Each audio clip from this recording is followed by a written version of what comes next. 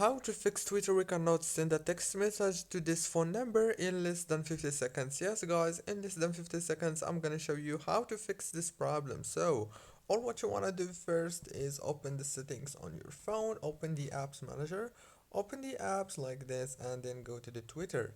Now this is the app information page. All what you wanna do on this page is click on the permissions and then make sure that the phone permission is enabled like this, and then go back and click on the storage, click on clear data from here, and then all this apps data will be deleted permanently, so click delete like this.